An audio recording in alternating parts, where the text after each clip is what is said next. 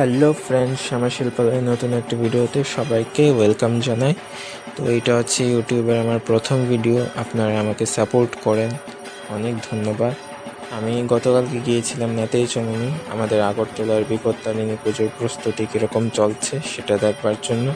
তো আপনারা দেখুন আমার ভিডিওটা কীরকম হচ্ছে, আর আমার চ্যানেলটিকে সাবস্ক্রাইব, লাইক এবং শেয়ার করতে থাকুন যাতে আমি আরও ভালো ভিডিও করতে পারি। তো আপনারা ভিডিওটা এনজয় করুন, ততক্ষণের জন্য টাটা।